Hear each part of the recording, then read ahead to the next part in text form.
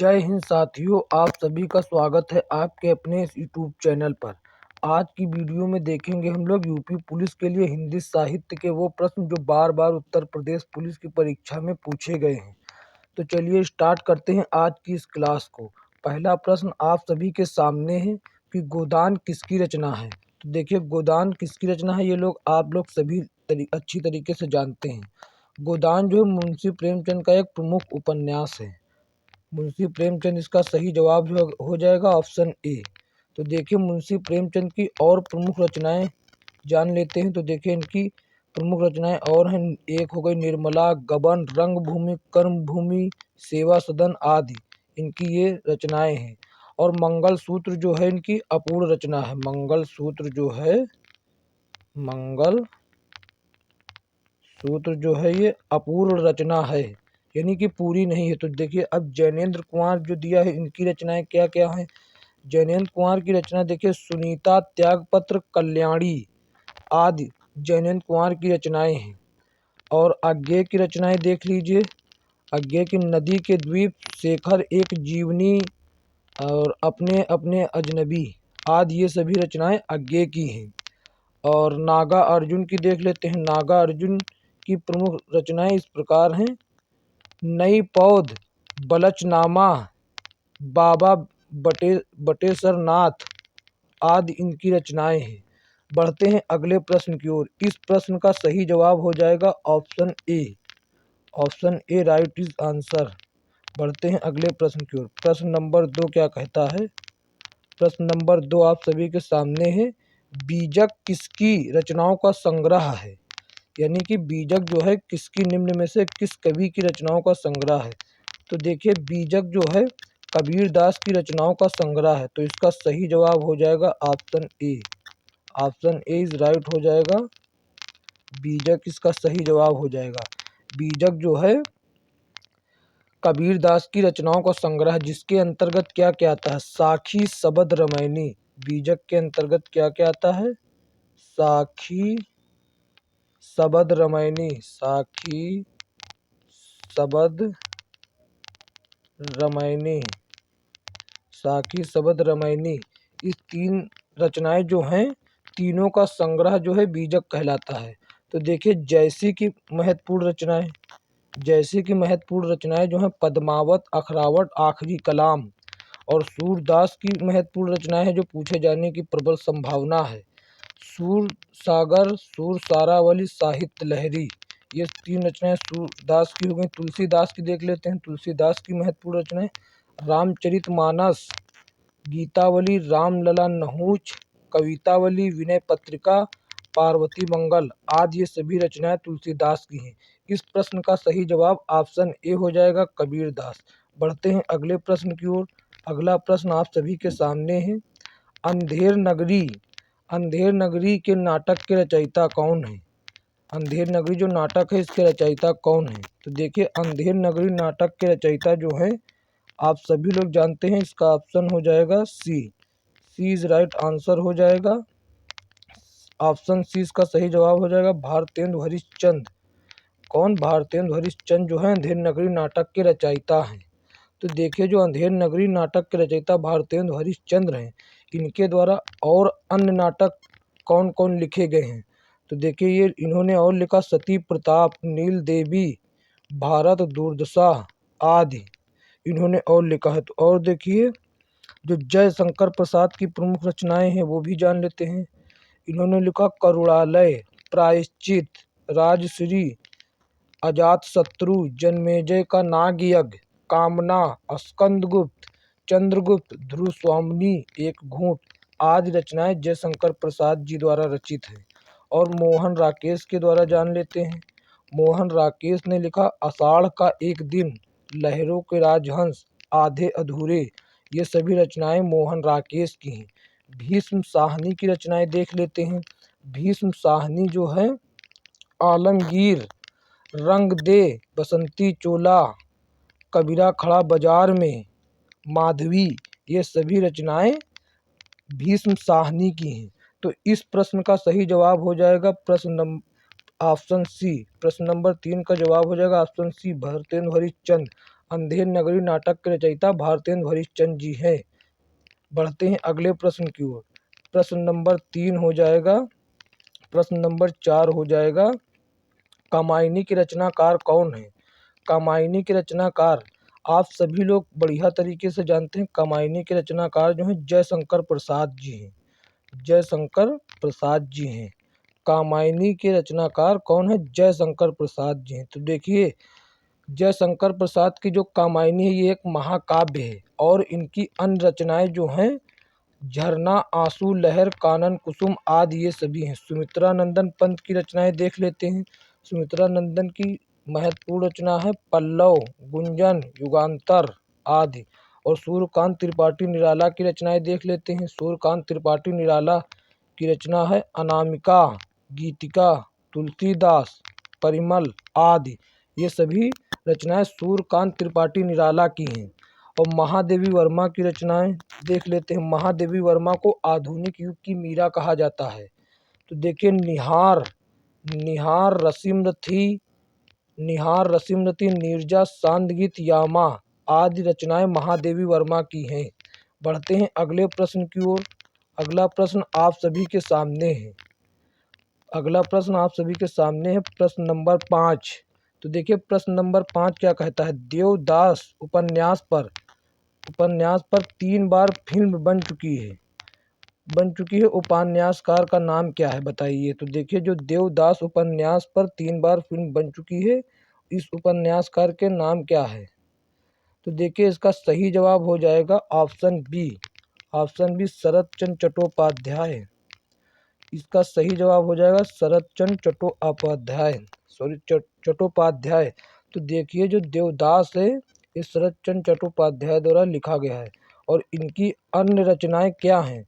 श्रीकांत, गृहदहा आदि इनकी अन्य महत्वपूर्ण रचनाएं हैं। किनकी? शरत चंद्र चट्टोपाध्याय की। तो प्रेमचंद की महत्वपूर्ण रचनाएं क्या हो जाएंगी? प्रेमचंद की हो जाएंगी सेवा सदन, वरदान, प्रेमाश्रय, रंगभूमि, कायाकल्प, निर्मला आदि। और धर्मवीर भारती की महत्वपूर्ण रचनाएं हो जाएंगी धर्मवीर भारती द्वारा। देखिए, गुनाहों का देवता, सूरज का सातवां घोड़ा, अंधा युग, ठंडा लोहा, कनुप्रिया आदि। ठेले पर हिमालय भी धर्मवीर भारती की रचना है। आचार्य रामचंद्र शुक्ल जी की रचना देख लीजिए। आचार्य रामचंद्र शुक्ल द्वारा उत्साह, करुणा, घृणा, लोभ आदि इनकी रचनाएं हैं। बढ़ते हैं अगले प्रश्न की ओर। अगला प्रश्न नंबर 6 आप सभी के सामने है। प्रश्न नंबर 6 आप सभी के सामने है। तुलसीदास जी द्वारा रचित रामचरितमानस में कितने कांड हैं? देखिए, ये यूपीएससी बैच फर्स्ट 16 दिसंबर 2017 में पूछा गया है। तो देखिए, रामचरितमानस में कितने कांड हैं? रामचरितमानस में आप सभी लोगों को हम बता दें, रामचरितमानस में कुल 7 कांड हैं। कुल 7 कांड हैं। इस प्रश्न का सही जवाब हो जाएगा option C. Option C is right answer this question. तो देखिए, जो 7 कांड हैं, तो 7 कांड कौन कौन से हैं? तो देखिए, पहला कांड हो जाएगा, पहला कांड बाल कांड, फिर दूसरा कांड अयोध्या कांड, तीसरा कांड अरण्य कांड, चौथा कांड किष्किंधा कांड, पांचवा कांड सुंदर कांड, छठा लंका कांड, सातवां उत्तर कांड। 7 कांड हैं। 7 कांड है कौन कौन? पहला है बाल कांड, दूसरा है अयोध्या कांड, तीसरा है अरण्य कांड, चौथा है किष्किंधा कांड, पांचवा है सुंदर कांड, छठा है लंका कांड, सातवां है उत्तर कांड। बढ़ते हैं अगले प्रश्न की ओर। प्रश्न नंबर 7 क्या कहता है? प्रश्न नंबर 7 कहता है, कौन सी रचना जो है तुलसीदास की नहीं है? यानी कौन सी रचना तुलसीदास की नहीं? तो देखिए, प्रश्न नंबर 7 में क्या कहता है? ऑप्शन है दोहावली, गीतावली, रामचरितमानस, यामा। आप सभी को हम बता दें, दोहावली भी तुलसीदास जी की है, गीतावली भी है, रामचरितमानस कौन नहीं जानता ये। यामा जो है इसका सही जवाब हो जाएगा। यामा जो है तुलसीदास जी की रचना नहीं, बल्कि ये महादेवी वर्मा जी की रचना है। महादेवी वर्मा की रचना है। महादेवी वर्मा जी की ये रचना है। बढ़ते हैं अगले प्रश्न की ओर। प्रश्न नंबर 7, सॉरी ये प्रश्न नंबर 7 हो गया। प्रश्न नंबर 8 की ओर बढ़ते हैं। प्रश्न नंबर 8 आप सभी के सामने है। प्रश्न नंबर 8 क्या कहता है, निम्नलिखित कवियों में से गांधी जी ने किस कवि को राष्ट्र कवि का सम्मान दिया। यानी गांधी जी ने किस कवि को राष्ट्र कवि कहा। तो देखिए इसका सही जवाब हो जाएगा मैथिली शरण गुप्त को गांधी जी ने राष्ट्र कवि की संज्ञा दी। राष्ट्र कवि की संज्ञा गांधी जी ने किसको दी, मैथिली शरण गुप्त को। तो इसका सही जवाब हो जाएगा option C is right answer of this question. बढ़ते हैं अगले प्रश्न की ओर। आगे बढ़ने से पहले यह जान लेते हैं कि और जो ये विकल्प दिए हैं इनके बारे में जान लेते हैं। देखिए मैथिली शरण गुप्त को गांधी जी ने उनकी रचना भारत भारती के लेखन पर राष्ट्र कवि की संज्ञा दी। इनकी रचना भारत भारती पर, कौन सी, भारत भारती, भारत भारती के माध्यम से, भारत भारती के माध्यम से ही गांधी जी ने इन्हें राष्ट्र कवि का सम्मान दिया। इनके द्वारा रचित अन्य महत्वपूर्ण रचनाएं, तो देखिए इनके द्वारा जो और भी रचित इन्होंने और जिनकी रचना की, देखिए इनमें से महत्वपूर्ण है साकेत, इनकी रचना है यशोधरा, अर्जुन और विसर्जन, भारत भारती, पृथ्वी पुत्र, यशोधरा तो बता दी मैंने, और हो जाएगा पंचवटी, सिद्धराज आदि, ये सभी इनकी रचनाएं हैं। तो और जयशंकर प्रसाद के बारे में जान लेते हैं। जयशंकर प्रसाद विकल्प में दिया गया है। जयशंकर प्रसाद जो हैं कलाधर, यानी कि ये बहुत ही मुसीबत से गुजरे हैं। इनकी रचनाएं हैं कामायनी, झरना, आंसू लहर, स्कंदगुप्त, चंद्रगुप्त, ध्रुव स्वामिनी आदि इनकी रचनाएं हैं।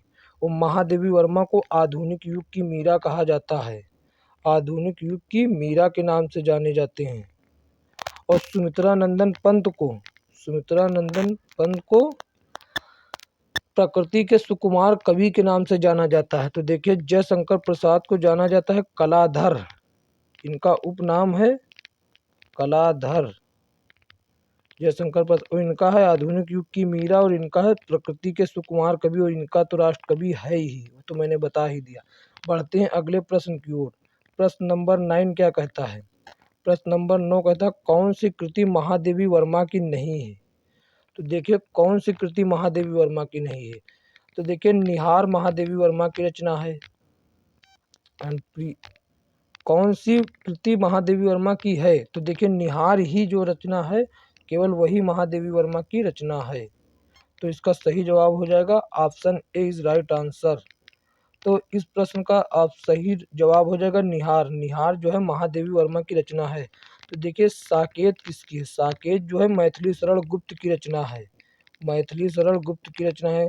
कामायनी जयशंकर प्रसाद की रचना है। प्रिय प्रवास जो है हरिहौद, अयोध्या सिंह उपाध्याय हरिहौद, अयोध्या सिंह उपाध्याय हरिहौद की रचना है। तो एक बार फिर देख लेते हैं। निहार जो है महादेवी वर्मा की रचना है, साकेत मैथिली शरण गुप्त की है, कामायनी जयशंकर प्रसाद की है, प्रिय प्रवास अयोध्या सिंह उपाध्याय हरिहौद की रचना है। बढ़ते हैं अगले प्रश्न की ओर। प्रश्न नंबर 10 की ओर बढ़ते हैं। प्रश्न नंबर 10 है जयद्रथ वध किसकी रचना है। जयद्रथ वध जो है किसकी रचना है। तो देखिए इसका सही जवाब हो जाएगा मैथिली शरण गुप्त की जो रचना है जयद्रथ वध है। तो इसका सही जवाब हो जाएगा मैथिली शरण गुप्त, ऑप्शन बी इसका सही जवाब हो जाएगा। जयद्रथ वध जो है मैथिली शरण गुप्त की रचना है। तो देखिए जयशंकर प्रसाद के बारे में हम फिर जान लेते हैं, बार बार वही आ रहे हैं। तो देखिए जयशंकर प्रसाद के बारे में कामायनी, कानन कुसुम आदि इनकी रचनाएं हैं। एंड सुमित्रा नंदन पंत की तो जान ही चुके, इन्हें सुकुमार कवि कहा जाता है, प्रकृति के सुकुमार कवि। और सूर्यकांत त्रिपाठी निराला की रचनाएं जो हैं सांध्य, कांकली, आराधना, नए पत्ते, अनामिका, परिमल आदि इनकी रचनाएं हैं सूर्यकांत त्रिपाठी निराला की। बढ़ते हैं अगले प्रश्न की ओर। प्रश्न नंबर 11 क्या कहता है। प्रश्न नंबर 11, तो देखिए उत्तर प्रदेश पुलिस कांस्टेबल 26/10/2018 प्रथम पाली में पूछा गया था। तो देखिए अतीत के चलचित्र किसकी रचना है। अतीत के चलचित्र जो है ये महादेवी वर्मा की रेखा चित्र है। अतीत के चलचित्र जो है महादेवी वर्मा जी द्वारा लिखित एक रेखा चित्र है। तो इसका सही जवाब हो जाएगा ऑप्शन ए, महादेवी वर्मा की। महादेवी वर्मा की रचना जो अतीत के चलचित्र है, इसका विधा हो जाएगी रेखा चित्र। तो देखिए अन्य के बारे में जान लेते हैं। अयोध्या सिंह उपाध्याय की प्रमुख रचना है प्रिय प्रवास, परिजात, वैदेही वनवास आदि। सियाराम सरल गुप्त, सियाराम सरल गुप्त क्या है? सियाराम सरल गुप्त जी मैथिली सरल गुप्त के भाई जी हैं। इनकी प्रमुख रचनाएं हैं नकुल, दैनिकी, उन्मुक्त, विषाद, बापू आदि। सूर्यकांत त्रिपाठी निराला, सूर्यकांत त्रिपाठी निराला की प्रमुख रचना है अनामिका, गीतिका, कुकुरमुत्ता आदि। बढ़ते हैं अगले प्रश्न की ओर। प्रश्न नंबर 12 क्या कहता है? प्रश्न नंबर 12 जो है, देखिए उत्तर प्रदेश पुलिस उप निरीक्षक 2022 में पूछा गया है। बढ़ते हैं अगले प्रश्न की ओर। सॉरी, इस प्रश्न को तो पहले देख लेते हैं तब ना बढ़ेंगे। रामचरितमानस में सोपानों यानी कांडों की संख्या कितनी है? सोपान अभी तो हम बता चुके हैं, इसमें 7 कांड हैं। ऑप्शन ए राइट हो जाएगा इसका, 7 कांड हैं। 7 कांड कौन कौन से यह भी बता चुके हैं। बाल कांड, अयोध्या कांड, अरण्य कांड, किष्किंधा कांड, सुंदर कांड, लंका कांड एवं आखिरी वाला कांड है उत्तर कांड। 7 कांड हो गए। बढ़ते हैं अगले प्रश्न की ओर। प्रश्न नंबर 13 क्या कहता है? प्रश्न नंबर 13 देखिए उत्तर प्रदेश उप निरीक्षक 2022 में यह भी प्रश्न पूछा गया है। तो देखिए कठिन काव्य का प्रेत कहलाते हैं, यह बहुत ही महत्वपूर्ण प्रश्न है। कठिन काव्य का प्रेत कौन कहे जाते हैं? कठिन काव्य का प्रेत जो कहे जाते हैं वो हैं केशव दास जी। केशव दास जी को कठिन काव्य का प्रेत कहा जाता है। कठिन काव्य के प्रेत कहे जाने वाले केशव दास अथवा केशव जो हिंदी साहित्य के प्रसिद्ध रीतकालीन कवि हैं। इसका समय भक्ति काल के अंतर्गत पड़ता है। इनका जन्म 1555 ईस्वी को मध्य प्रदेश में हुआ था। इनकी प्रमुख रचना रसिक प्रिया, कवि प्रिया, रामचंद्रिका, विज्ञानहीनता आदि हैं। बढ़ते हैं अगले प्रश्न की ओर। प्रश्न नंबर 14 क्या कहता है? प्रश्न नंबर 14 आधुनिक युग की मीरा मानी जाती हैं। ये हम पहले ही बता चुके हैं। आधुनिक युग की मीरा महादेवी वर्मा को कहा जाता है। Option B is right answer हो जाएगा। ऑप्शन बी इसका सही जवाब हो जाएगा। आधुनिक युग की मीराबाई को महादेवी वर्मा को कहा जाता है, जो कि छायावाद की कवयित्री यानी छायावाद के 4 स्तंभों में से एक है। यामा के लिए इन्हें महादेवी वर्मा को यामा रचना के लिए 1982 में ज्ञानपीठ पुरस्कार दिया गया। और सुभद्रा कुमारी चौहान है, ये एकमात्र वीर रस की कवयित्री हैं। और कोई कवयित्री यानी लेडी में जो लेखक हैं कवयित्री और कोई वीर रस में नहीं लिखती सिवाय इनके। सुभद्रा कुमारी चौहान एकमात्र जो हैं वीर रस की कवयित्री हैं। तो बढ़ते हैं अगले प्रश्न की ओर। अगला प्रश्न आप सभी के सामने है। 15 नंबर प्रश्न क्या कहता है? 15 नंबर प्रश्न कहता है सितारे हिंद किस लेखक का उपनाम था? यह प्रश्न उत्तर प्रदेश उप निरीक्षक 2016 में पूछा गया है।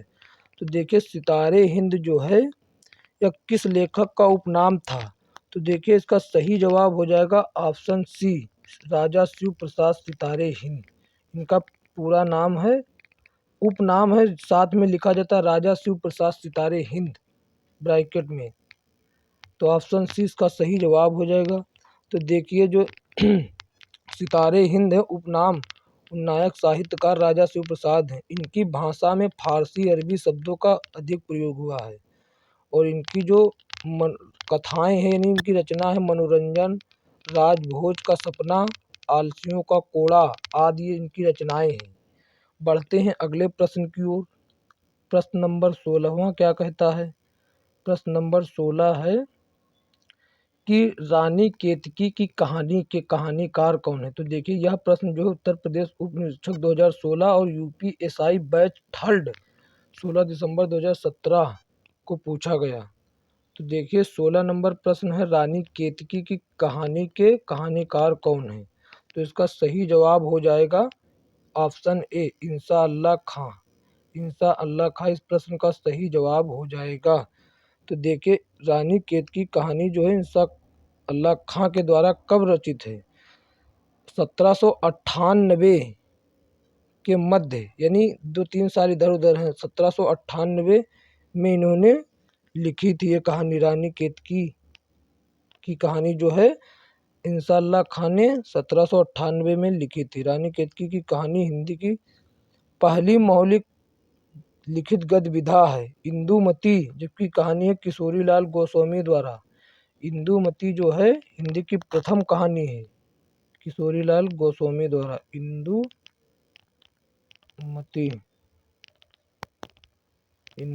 जो है ये प्रथम कहानी है, हिंदी की प्रथम कहानी इंदुमती जो किशोरीलाल गोस्वामी द्वारा रचित है। और माधव राव अस्परे की कहानी है टोकरी। पहली इनकी कहानी ये है टोकरी। बढ़ते हैं अगले प्रश्न की ओर। प्रश्न नंबर 17वां आप सभी के सामने है। आंसू जो है किसका प्रमुख काव्य है? आंसू किसका जो है प्रमुख काव्य है? तो देखिए आंसू जो है ये जयशंकर प्रसाद का प्रमुख काव्य है।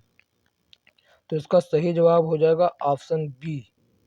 ऑप्शन बी सही जवाब हो जाएगा। जयशंकर प्रसाद का जो आंसू है ये प्रमुख काव्य है। तो जयशंकर प्रसाद जो है हिंदी साहित्य के प्रमुख कवि हैं और ये बहुत विधाओं में रचना की। उपन्यासकार भी, नाटककार भी, कहानीकार, ये सभी विधाओं में लगभग रचना की। ये छायावाद के ब्रह्मा इन्हें कहा जाता है। इन्हें छायावाद का ब्रह्मा कहा जाता है। इनका महाकाव्य जो है कामायनी है, प्रसिद्ध महाकाव्य कामायनी है जिसमें 15 सर्ग हैं। और इनकी महत्वपूर्ण रचनाएं आंसू लहर, झरना, चंद्रगुप्त, स्कंदगुप्त, ध्रुवस्वामिनी, एक घूंट आदि हैं। बढ़ते हैं अगले प्रश्न की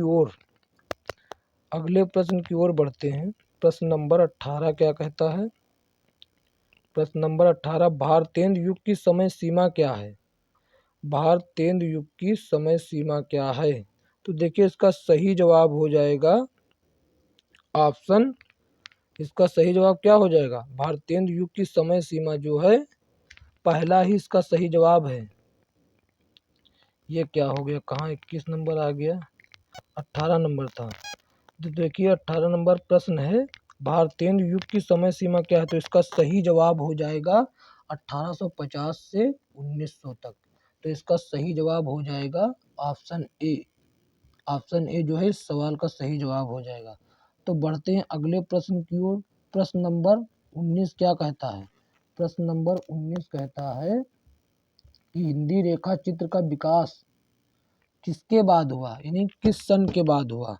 तो देखिए साहित्य में जिसे रेखा चित्र कहते हैं उसे कम से कम शब्दों में कलात्मक ढंग से किसी वस्तु या व्यक्ति के सदृश आंकन किया जाना चाहिए।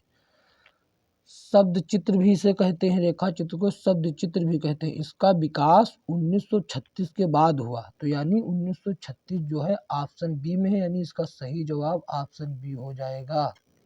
इसका सही जवाब ऑप्शन बी है। ऑप्शन बी इसका राइट आंसर हो जाएगा। बढ़ते हैं अगले प्रश्न की ओर। तो देखिए रेखा चित्र किस किस ने लिखना शुरुआत किया? तो देखिए रेखा चित्र महादेवी वर्मा, रामवृक्ष बेनीपुरी और बनारसी दास चतुर्वेदी जी ये प्रमुख रूप से रेखा चित्र लिखते थे। तो महादेवी वर्मा का जो रेखा चित्र है अतीत के चलचित्र, एंड रामवृक्ष बेनीपुरी का हो जाएगा गिरती दीवारें, या याद नहीं आ रहा है इस टाइम, बता देंगे अभी कुछ देर में आ जाएगा, पेट में है मन में नहीं आ रहा है। बढ़ते हैं अगले प्रश्न की ओर। तो देखिए प्रश्न नंबर 20। प्रश्न नंबर 20 क्या है? भारत में मार्क्सवादी चिंतन परंपरा और समालोचना के सामर्थ्य प्रवक्ता कौन है? भारत में मार्क्सवादी चिंतन परंपरा और समालोचना के सामर्थ्य प्रवक्ता कौन है? तो इसका सही जवाब हो जाएगा ऑप्शन बी। ऑप्शन बी इसका सही जवाब हो जाएगा डॉक्टर रामविलास शर्मा। डॉक्टर रामविलास शर्मा इसका सही जवाब हो जाएगा ऑप्शन बी। बढ़ते हैं अगले प्रश्न की ओर। अगला प्रश्न 21 नंबर आप सभी के सामने है। प्रश्न नंबर 21 आप सभी के सामने अंग्रेजी के रोमांटिज्म रोमांटिज्म रोमांटिज्म के लिए हिंदी में प्रयुक्त शब्द है, तो इसका सही जवाब हो जाएगा स्वच्छंदतावाद। स्वच्छंदतावाद जो ऑप्शन सी में है, इसका सही जवाब हो जाएगा स्वच्छंदतावाद।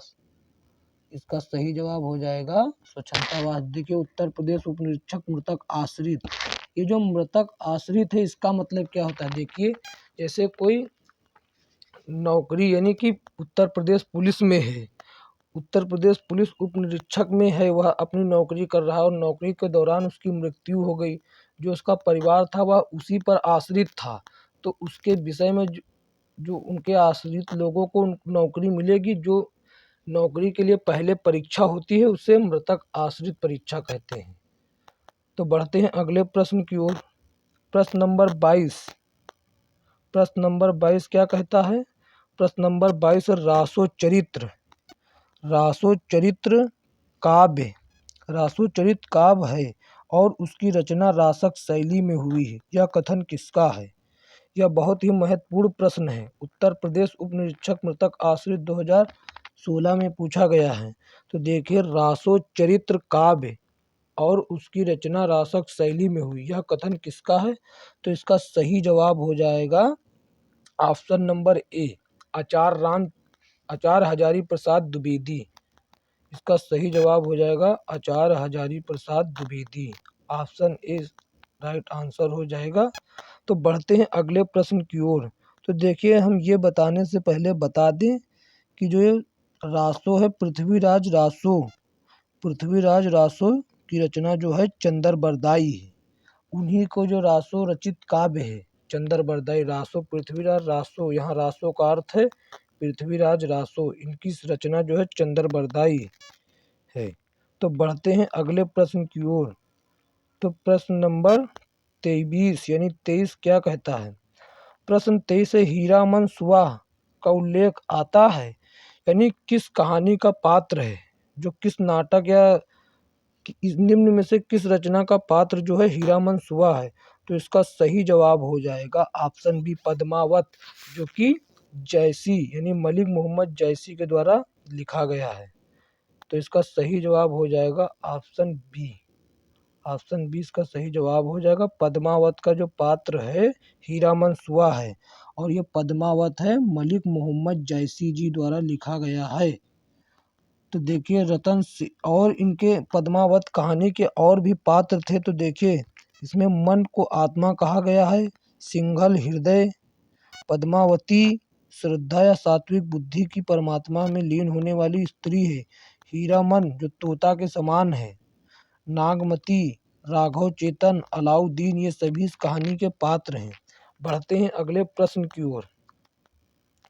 अगला प्रश्न आप सभी के सामने है 24 नंबर प्रश्न। सूरदास के गुरु कौन थे। सूरदास के गुरु कौन थे। तो सूरदास के गुरु ऑप्शन सी वल्लभाचार्य थे। वल्लभाचार्य जो थे सूरदास के गुरु थे, ऑप्शन सी इसका सही जवाब हो जाएगा। बढ़ते हैं अगले प्रश्न की ओर। अगला प्रश्न आप सभी के सामने प्रश्न नंबर 25, प्रश्न नंबर 25 आप सभी के सामने है। तो देखिए प्रश्न नंबर 25 में क्या कहा जा रहा है। बरिया बीती बल गया, अस बुरा कमाया, हर जिन छाड़े हाथ थे, दिन नेड़ा आया। उक्त पंक्ति के रचनाकार कौन है। बहुत ही बढ़िया क्वेश्चन है। देखिए फिर एक बार पढ़कर सुनाते हैं। बरिया बीती बल गया, अस बुरा कमाया, हर जिन छाड़े हाथ तय, दिन नेड़ा आया। तो इस जो उक्त पंक्ति हैं, ये जो पंक्तियां हैं कबीर दास जी द्वारा रचित हैं। तो इसका सही जवाब हो जाएगा कबीर दास। कबीर दास जी जो हैं ये दोहा है, ये जो लिखा हुआ है ये दोहा है। तो दोहा कौन ज़्यादा लिखता है। वैसे तो रहीम दास भी लिखते हैं, सूरदास कम लिखते, घनानंद भी नहीं लिखते। तो इसका सही जवाब कबीर दास हो जाएगा। बढ़ते हैं अगले प्रश्न की ओर। प्रश्न नंबर 26, प्रश्न नंबर 26 क्या कहता है। हिंदी साहित्य की प्रथम कहानी। तो हम बता चुके हैं आप सभी को हिंदी साहित्य की प्रथम कहानी कौन है। हिंदी साहित्य की प्रथम कहानी जो है इंदुमती है, जो कि किशोरीलाल गोस्वामी द्वारा रचित है। इंदुमती जो कि हिंदी साहित्य की प्रथम कहानी है। और इसकी जो लेखिका हैं किशोरी लाल गोस्वामी जी हैं। यह कहानी उन्होंने 1900 में लिखी थी। 1900 में लिखी थी। बढ़ते हैं अगले प्रश्न की ओर। तो देखिए ये भी जान लेते हैं प्रेम सागर किसकी रचना है। प्रेम सागर जो है लल्लू लाल की रचना है। और रानी केतकी की कहानी ये इंसा अल्लाह खां की है। आकाशदीप जयशंकर प्रसाद की है। आकाशदीप किसकी है? जयशंकर प्रसाद की है। आकाशदीप जयशंकर प्रसाद और ये है इंसा अल्लाह खां। और प्रेम सागर जो है लल्लू लाल की है। बढ़ते हैं अगले प्रश्न की ओर। प्रश्न नंबर 27 क्या कहता है? प्रश्न नंबर 27 जो है गबन किस रचनाकार की रचना है? गबन जो है किसकी रचना है? सीधा सीधा आपको बताना है गबन किसकी रचना है। श्याम सुंदर दास की, रामचंद्र शुक्ल की, मुंशी प्रेमचंद, इनमें से कोई नहीं। यूपीएसआई थर्ड बैच 22 दिसंबर 2017 को ये प्रश्न पूछा गया। तो देखिए इसका जो सही जवाब होगा ऑप्शन सी यानी कि मुंशी प्रेमचंद जी द्वारा गबन लिखा गया है। जो गबन है ये उपन्यास है मुंशी प्रेमचंद जी का। और भी इनके बहुत प्रसिद्ध उपन्यास हैं। इन्होंने कम से कम 300 से अधिक कहानियाँ लिखी। प्रेमा, सेवा सदन, वरदान, प्रेमाश्रय, रंगभूमि, कर्मभूमि, निर्मला, गोदान आदि जो इनकी रचनाएं हैं मुंशी प्रेमचंद की। हाँ, यह जरूर ध्यान रखेंगे कि मंगलसूत्र जो है इनका अपूर्ण काव्य है। काव्य नहीं, सॉरी, अधूरी रचना है। अपूर्ण का मतलब अधूरी रचना है। अधूरी रचना जो है मंगलसूत्र किसकी है? मंगल सूत्र अधूरी रचना है, ये मुंशी प्रेमचंद की है। तो बढ़ते हैं अगले प्रश्न की ओर। अगला प्रश्न 28 नंबर प्रश्न क्या कहता है? कौन सी पत्रिका का संपादक महावीर प्रसाद द्विवेदी जी ने किया? यानी कौन सी पत्रिका के संपादक महावीर प्रसाद द्विवेदी जी थे? तो देखिए प्रश्न नंबर 28, कौन सी पत्रिका के संपादक महावीर प्रसाद द्विवेदी जी थे? तो देखिए इसका सही जवाब हो जाएगा ऑप्शन बी, सरस्वती पत्रिका के संपादक महावीर प्रसाद द्विवेदी जी थे। बाकी इनमें से कोई भी ऐसी पत्रिका नहीं जिनके संपादक महावीर प्रसाद द्विवेदी थे। तो इसका सही जवाब हो जाएगा ऑप्शन बी। तो देखिए इन्होंने संपादन का कार्य कब से कब तक किया? तो उन्होंने संपादन का कार्य 1903 से 1920 तक ही किया। तो बढ़ते हैं अगले प्रश्न की ओर। अगला प्रश्न जान लेते हैं। तो देखिए हिंदी प्रदीप, जो ये हिंदी प्रदीप है, हिंदी प्रदीप पत्रिका के संपादक बालकृष्ण भट्ट जी थे। बालकृष्ण भट्ट जी थे। विशाल भारत पत्रिका के संपादक बनारसी दास चतुर्वेदी जी थे। बढ़ते हैं अगले प्रश्न की ओर। प्रश्न नंबर 29 क्या कहता है? प्रश्न नंबर 29 कहता है मृगनयनी जो उपन्यास है किस लेखक की रचना है? तो इसका सही जवाब हो जाएगा ऑप्शन डी, वृंदावन लाल वर्मा। वृंदावन लाल वर्मा जो है इसका सही जवाब हो जाएगा ऑप्शन डी, इसका सही जवाब हो जाएगा। तो देखिए मृगनयनी जो उपन्यास है वृंदावन लाल वर्मा की कृति है। इनके अन्य उपन्यास कौन कौन है? झांसी की रानी, विराट की पद्मिनी, कचनार, महारानी दुर्गावती आदि इनकी जो हैं रचनाएं हैं। तो देखिए मैथिली शरण गुप्त की रचनाएं तो हमने आपको बहुत ही बता दी। मैथिली शरण गुप्त की साकेत, यशोधरा, जयद्रथवध आदि रचनाएं मुंशी प्रेमचंद की रचनाएं जो हैं सेवा सदन, रंगभूमि, कर्मभूमि, निर्मला, गबन आदि इनकी रचनाएं हैं। तो देखिए बढ़ते हैं अगले प्रश्न की ओर। तो देखिए सर वाल्टर स्कॉट जो है ये जयनेंद्र कुमार की रचना है। बढ़ते हैं अगले प्रश्न की ओर। प्रश्न नंबर 30, प्रश्न नंबर 30 क्या कहता है? प्रश्न नंबर 30 क्या कहता है? प्रश्न नंबर 30 कहता है कि व्यास पुरस्कार से सम्मानित उपन्यास ना भूतो ना भविष्यति, ना भूतो ना भविष्यति किस लेखक की रचना है? बहुत ही अच्छा प्रश्न है। तो देखिए जो ये रचना है किसकी है आपको बताना है। तो देखिए व्यास पुरस्कार से सम्मानित जो ये लिखा है ना भूसो ना भविष्यत, ना भूतो ना भविष्यत, ये जो है व्यास पुरस्कार से सम्मानित उपन्यास है। इसके लेखक कौन है? इसके लेखक जो हैं नरेंद्र कोहली जी हैं। इसके लेखक कौन है? नरेंद्र कोहली जी हैं। तो नरेंद्र कोहली जिसका सही जवाब हो जाएगा नरेंद्र कोहली। तो देखिए नरेंद्र कोहली जी ने इसका संपादन कब किया? इनका संपादन तो नहीं पता, लेकिन जो ये व्यास पुरस्कार जो सम्मानित व्यास पुरस्कार इसे मिला तो 2012 में से व्यास पुरस्कार से सम्मानित हुआ है। मतलब ये जो ना भूतो ना भविष्यत ये रचना इनकी है नरेंद्र कोहली की। इस रचना पर इन्हें व्यास पुरस्कार 2012 से सम्मानित किया गया। बढ़ते हैं अगले प्रश्न की ओर। प्रश्न नंबर 31 क्या कहता है? प्रश्न नंबर 31 कहता है कि इनमें से कौन सी कृति रविंद्रनाथ टैगोर की नहीं है? बहुत ही बढ़िया प्रश्न ये भी है कि कौन सी कृति रविंद्रनाथ टैगोर की नहीं है। तो देखिए पहला ऑप्शन गीतांजलि, तो ये इनकी रचना है, गीतांजलि है। दो बहनें भी है, दो बहनें और पोस्ट ऑफिस भी है। चंद्रकांता जो है इनकी रचना नहीं है। चंद्रकांता इनकी नहीं है तो फिर किसकी है? चंद्रकांता जो रचना है ये देवकी नंदन खत्री की है। किसकी है? देवकी नंदन खत्री, देवकी नंदन खत्री की है ये रचना। तो बढ़ते हैं अगले प्रश्न की ओर। ये इसका सही जवाब हो जाएगा ऑप्शन बी। तो देखिए रविंद्रनाथ टैगोर की रचना चंद्रकांता नहीं है, ये देवकी नंदन खत्री की रचना है। गीतांजलि के लिए रविंद्रनाथ टैगोर को गीतांजलि के लिए 1913 में साहित्य का नोबेल पुरस्कार दिया गया, जो कि बहुत ही सम्माननीय और सर्वोच्च पुरस्कार होता है, सम्मान होता है। बढ़ते हैं अगले प्रश्न की ओर। इसका सही जवाब हो जाएगा चंद्रकांता रविंद्रनाथ टैगोर की रचना नहीं है, बल्कि यह देवकी नंदन खत्री की है। तो प्रश्न नंबर 32 क्या कहता है?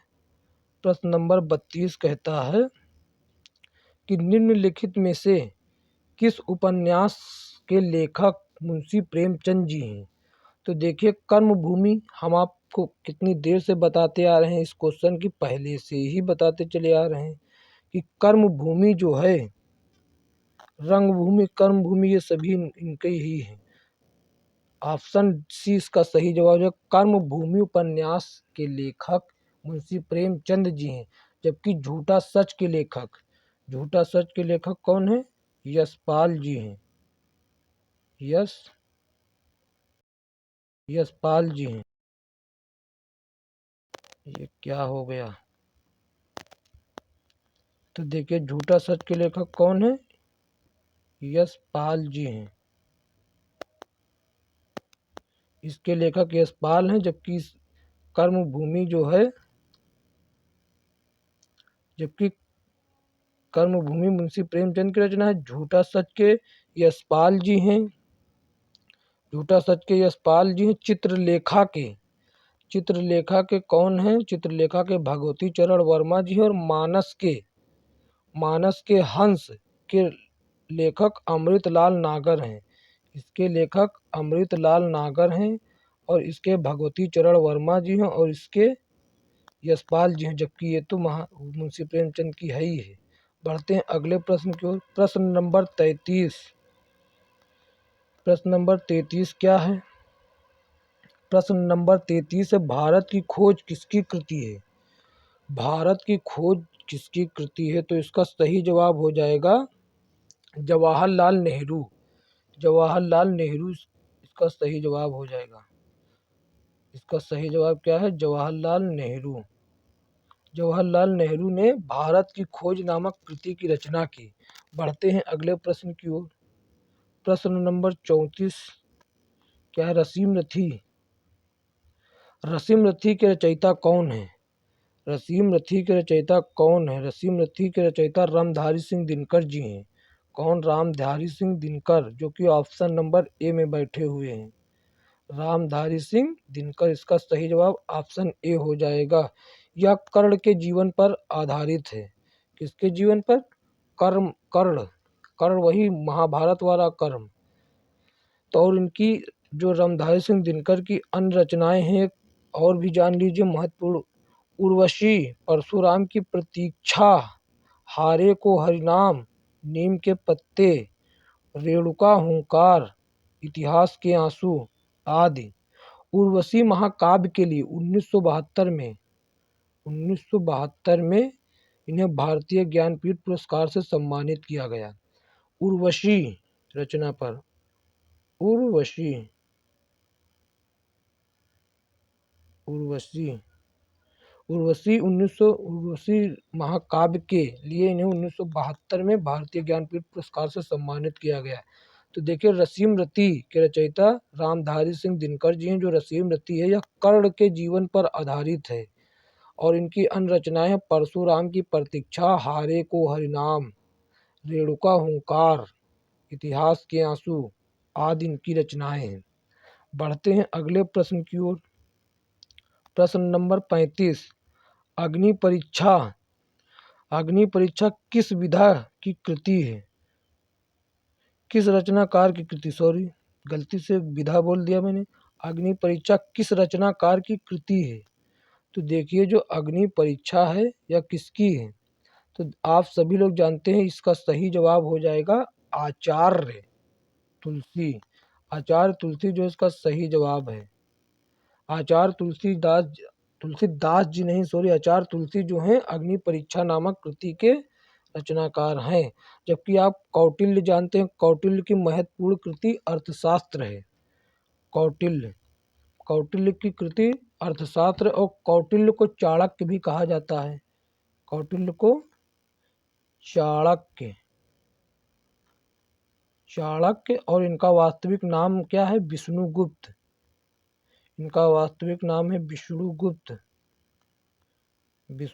इनका वास्तविक नाम है। तो देखिए चाणक्य ने क्या लिखा? चाणक्य ने लिखा अर्थशास्त्र की रचना की चाणक्य ने, और इनका नाम क्या है? कौटिल्य है, चाणक्य है, उनका वास्तविक नाम है विष्णुगुप्त। तो देखिए चतुरसेन शास्त्री हिंदी भाषा के महान उपन्यासकार हैं और इन्होंने उपन्यासकार क्या उपन्यास लिखे? इन्होंने लिखे सोमनाथ गोली आदि। और प्रेमचंद को कौन नहीं जानता?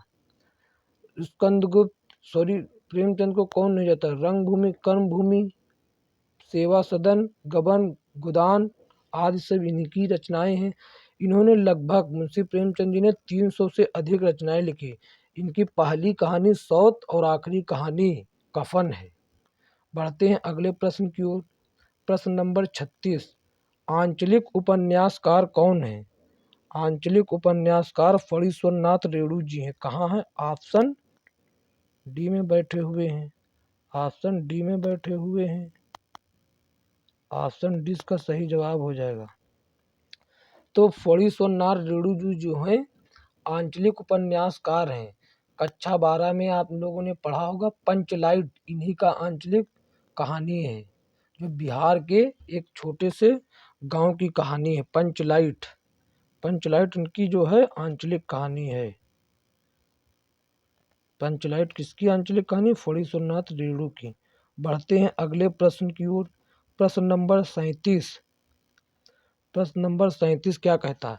सिय रामम सब जाग जानी, करऊं प्रणाम जोरि जग पानी। यह रचना गोस्वामी तुलसीदास की किस कृति से है? यानी जो ये ऊपर पंक्तियां लिखी हैं, सिय रामम सब जाग जानी, करऊ प्रणाम जोरि जुग पानी। यह रचना गोस्वामी तुलसीदास की किस कृति से है? तो देखिए इसका सही जवाब हो जाएगा ऑप्शन सी, रामचरितमानस से है। रामचरितमानस से जो है ये सिय समम मैं सब जान, करऊं प्रणाम जोरि जुग पानी। तो ये जो है रामचरितमानस से है। उक्त तुलसीदास रामचरितमानस से गोस्वामी तुलसीदास के ये जो उक्त पंक्तियां हैं रचित हैं। बढ़ते हैं अगले प्रश्न की ओर। प्रश्न नंबर 38 क्या कहता है? प्रश्न नंबर 38 कहता है आधुनिक हिंदी की सबसे सशक्त कवयित्रियों में से एक होने के कारण उनको आधुनिक युग की मीरा के नाम से भी जाना जाता है। आधुनिक युग की मीरा कई बार कहें आपसे कि महादेवी वर्मा को कहा जाता है। आधुनिक युग की मीरा महादेवी वर्मा को कहा जाता है, जो कि छायावाद की 4 स्तंभों में से एक हैं। और सुभद्रा कुमारी चौहान जो हैं, ये एकमात्र वीर रस की कवयित्री हैं। और इनकी रचना जो हैं निहार रसीम, नीरजा, सांध्य गीत आदि हैं। यामा के लिए इन्हें 1982 में ज्ञानपीठ पुरस्कार दिया गया है। किसके लिए? यामा के लिए इन्हें 1982 का ज्ञानपीठ पुरस्कार दिया गया। बढ़ते हैं अगले प्रश्न की ओर। अगला प्रश्न क्या कहता है? प्रश्न नंबर 39। सॉरी, आज के लिए इतना ही। आज ये वीडियो यहीं पर समाप्त होती है। 38 नंबर आखिरी यही प्रश्न था। यदि वीडियो अच्छा लगा तो इसे लाइक करें और दोस्तों में शेयर करें, और चैनल को सब्सक्राइब करके बेल आइकन प्रेस कर लें, ताकि आने वाली हर वीडियो का नोटिफिकेशन आपको सबसे पहले। और इस वीडियो का जो पीडीएफ है, इस प्रश्नों का पीडीएफ आपको वीडियो को डिस्क्रिप्शन में मिल जाएगा। कहीं टेलीग्राम में भटकने की ज़रूरत नहीं है। इसका पूरा पीडीएफ वीडियो को डिस्क्रिप्शन में डायरेक्ट डाउनलोड कीजिए। धन्यवाद। मिलते हैं किसी और वीडियो में, तब तक के लिए जय हिंद, जय भारत।